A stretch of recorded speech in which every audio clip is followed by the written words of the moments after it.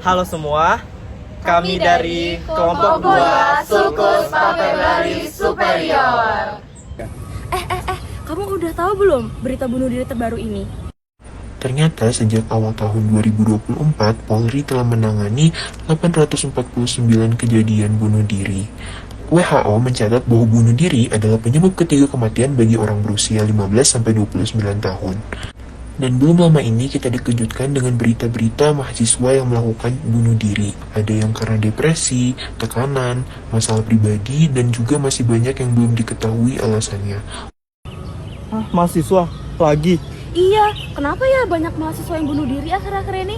Iya ya. Mau tahu jawabannya? Yuk simak video setelah ini. Halo semuanya, welcome to Super News. Nah, perkenalkan, nama aku Fahra Remotul Fauzi dengan NIM 2410911110025. Dan saya Alicia Kimora Kurota Ayun dengan NIM 2410911220053. Nah, sekarang kita sedang berada di lingkungan Universitas Lambung Mangkurat, tepatnya di Fakultas Kedokterannya nih. Nah, sekarang kita akan tanya nih, gimana sih pandangan atau tanggapan tentang mahasiswa yang ada di sini mengenai berita mahasiswa yang bunuh diri. Nah, penasaran? Yuk kita tanya. Perkenalkan, nama saya Ria Morananta Karina Brutu dengan NIM 2410911120010. Perkenalkan, nama saya Siti Melati Baniwaro dengan NIM 241091111200029. Baik, sebelumnya kami sapa dulu dengan kakak siapa, Kak? Perkenalkan, nama aku Muhammad Hanafi. Aku dari Fakultas Kedokteran Gigi dengan NIM 22111131001. Salam kenal. Oke, perkenalkan, nama saya Muhammad Akmal Fadilah, sama dari Fakultas Kedokteran Gigi dengan NIM 22111131014. Oke, Baik. Terima kasih, Kak. Terima kasih atas waktunya. Di sini saya akan menanyakan, nah terkait dengan kasus akhir-akhir ini di kalangan mahasiswa yang bunuh diri mungkin karena tekanan akademik. Menurut kakak bagaimana tanggapan kakak terkait kasus tersebut? kalau dari saya, kalau memang dari kuliah ini kan kita banyak tekanan, salah satunya dari orang tua atau dari ekspektasi dari orang lain.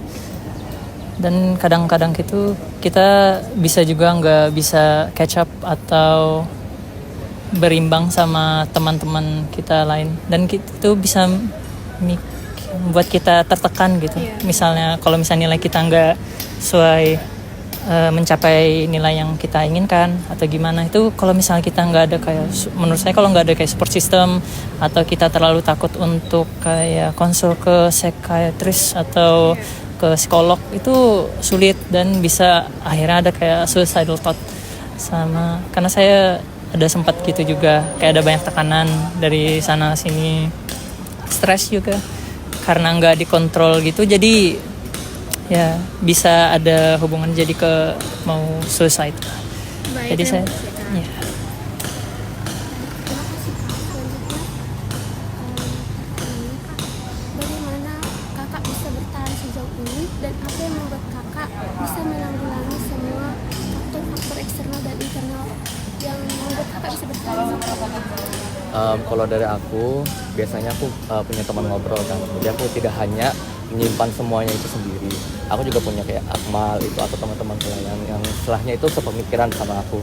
Dan semisal aku pun sudah mulai terasa down banget, kayak nggak bisa lagi ngapa-ngapain. Aku kayak udah kayak di tahap benar-benar kalau nggak diriku yang lain menguasai, itu mungkin setidaknya perlu istirahat atau perlu tidur. Sama jangan ragu, mungkin banyak stigma di luar sana, misalkan anak kita anak kedokteran atau kedokteran gigi ataupun anak dari kesehatan nakes, itu kayak kan aku di bidang kesehatan, aku harus bisa dong tahu diri sendiri. Diri sendiri itu kadang kita tidak bisa mengontrol, jadi kita juga perlu kayak datang ke orang yang lebih ahli, berbicara dengan orang, terus jangan semua apa-apa itu dipendam kayak aku tuh kuat karena aku sudah bisa sejauh ini. Kalau kamu kayak udah merasa kayak istilahnya udah mulai mata itu berkaca-kaca atau udah mulai hati itu kayak mulai bergejolak untuk kayak mengeluarkan semuanya, cobalah ngobrol ke orang terdekat atau cobalah ngobrol ke mereka yang udah ahlinya. Toh nggak ada salahnya juga, waktu doang kepakai, apalagi kalau ngobrol sama teman. Menurutku itu sih. Baik Kak, terima kasih. Kakak bisa menyampaikan sepatah dua kata untuk mahasiswa di luar sana yang mungkin sekarang merasa down. Kalau dari aku semangat untuk kalian. Kalian di sini adalah sebagai mahasiswa. Kalian adalah yang membangun bangsa. Tanpa kalian, tanpa kita semua, bangsa ini tidak bisa maju. Jadilah stay positif. Jadilah bersemangat terus. Apabila kalian udah merasa down, cobalah untuk berbicara sama teman kalian. Atau kalau tidak bisa di relate, setidaknya di media sosial kalian bisa untuk membuang apa yang menurut kalian itu sakit. Oke, itu aja. Ya. Masih Semangat kalian ya. Kenalkan, saya Ibnu Adam Maulana dengan NIM 24109112100028. Perkenalkan, saya Ahmad Fauzan dengan NIM 24109112100017. Nah, kami sekarang sudah bersama dengan teman kami. Tolong perkenalkan dirinya. Izin perkenalan, nama saya Michael Rafael Kurniawan dengan NIM 24109111100037. Nah, saya ingin menanyakan nih, bagaimana menurutmu situasi kesehatan mental mahasiswa saat ini? Sebenarnya ya, kalau misalnya kita lihat situasi kesehatan mental mahasiswa ya, Iya, mahasiswa. mahasiswa kedokteran atau mahasiswa secara umum. Secara umum. Sebenarnya kalau misalnya kita lihat secara umum dibandingkan dengan dulu-dulu mungkin agak sedikit lebih berkurang ya, istilahnya kalau misalnya mental ya cukup baik lah. Tapi kalau misalnya kita mengerucut kepada mahasiswa kedokteran, mentalnya akhir-akhir ini malah justru menurun, di mana mahasiswa lain kebanyakan justru karena menaik karena kurikulum yang baru ya kan ya, kurang lebih seperti itu. Oh iya, abis itu ada pertanyaan lagi, yaitu menurut Michael, apa sih faktor terbesar yang dapat menyebabkan banyak mahasiswa di Indonesia memilih bunuh diri sebagai penyelesaian masalah hidup mereka? Wow, oke. Ini pertanyaan yang cukup berat ya. Dari mental tiba-tiba ke bunuh diri, faktor-faktornya ya. Sebenarnya paling banyak karena tekanan akademik juga. Meskipun memang kurikulum Merdeka telah meringankan dari sisi penghafalan dan sisi lain-lain, tetapi juga kurikulum Merdeka juga memfokuskan kepada pembuatan produk dan semacamnya yang mungkin justru akan memberatkan bagi mahasiswa-mahasiswa lain yang tidak terbiasa lah. Seperti salah satu contohnya, saya juga sendiri lumayan terberat ya, lebih berat kurikulum Merdeka dibandingkan kurikulum yang baru ya. Dibandingkan kurikulum yang lama maksudnya. Kalau kurikulum yang lama kan lebih menekankan kepada penghafalan. Sementara kurikulum yang terbaru ini malah lebih menekankan kepada penghasilan produk-produk yang dimana saya jujurnya kurang kritis, kurang kreatif juga ya. Itu juga mungkin salah satu penyebabnya, tekanan akademik. Lalu juga kita tidak bisa pungkiri kondisi sekarang ya, dimana kalau bisa kita lihat keadaan dunia sekarang tidak baik-baik saja kan, kurang lebih seperti itu saja secara sederhananya. Jadi banyak tekanan dari luar seperti tekanan ekonomi, tekanan dari keluarga untuk yang istilahnya keluarga mempunyai ekspektasi yang sangat tinggi lah terhadap para mahasiswa, kurang lebih seperti itu. Ya, terima kasih Michael telah mau diwawancara oleh kami. Sekian dari kami. Wassalamualaikum warahmatullahi wabarakatuh. Halo semuanya, perkenalkan nama saya Arfian Azara Juneva Adi Purnama dengan NIM 24109111220068. Dengan saya Ivana Felicia dengan NIM 240911220020. Nah sekarang kami sudah bersama dengan dua narasumber kita. Sekarang kita kenalan dulu yuk, dari kamu dulu. Halo, kenalin nama aku Zaskia Runisa. Halo, perkenalkan saya Maya Ibtidat Tarigan. Dari fakultas mana nih? Dari Fakultas Kedokteran Gigi. Iya. Oke. Nah, kita langsung aja mulai ya.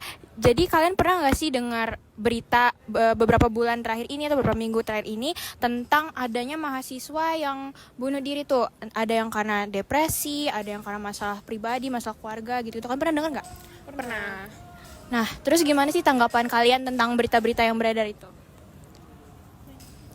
Untuk tanggapan kami itu termasuk hal yang dihindari sebenarnya, tapi itu termasuk mungkin dia menurutnya itu benar karena dia sudah depresi dan dia nggak tahu lagi jalan keluarnya apa gitu. Ya kalau menurut aku sendiri sih yang ya pasti akan dihindari banget, apalagi di Unlam sendiri kan sudah ada bimbingan konseling segala macam, jadi itu tuh sebagai pengingat kita, dan kalau kita udah kayak aduh udah stres banget kita bisa ke situ sih kalau aku ya. Nah, jadi menurut kalian itu apa sih tips yang bisa digunain buat mahasiswa ini supaya nggak kepikiran untuk bunuh diri? Nah kalau dari aku sendiri untuk coping stres itu kayak keluar bareng teman, tetap sebenarnya kita itu tetap butuh teman walaupun merantau. Itu hal yang paling utama sebenarnya, karena di mana-mana kita tetap butuh bantuan orang lain, nggak cuma diri kita aja gitu. Yang pasti sih support system ya kalau dari aku. Kita tuh butuh banget ya, terutama teman angkatan itu sangat berpengaruh banget. Koordinasi teman angkatan yang baik tuh kayak mempengaruhi mental kita banget. Dan juga aku sih coping stress biasanya nonton sih. Kalau kalian punya hobi-hobi kayak gitu bisa digunain buat jadi pelarian dari stres. Nah, mungkin ada satu kata atau dua kata dari kalian buat mahasiswa di luar sana nih. Yang mungkin lagi struggling terus sampai mikir mau bunuh diri gimana Dengan stres akademik, mungkin dengan kurangnya komunikasi mereka dengan orang lain di luar sana. ini supaya mereka nggak sampai kepikiran buat suicide. Kalau dari aku tetap semangat, karena masih ada hal yang lebih sulit yang akan kita hadapi di depan. Ingat tujuan awal.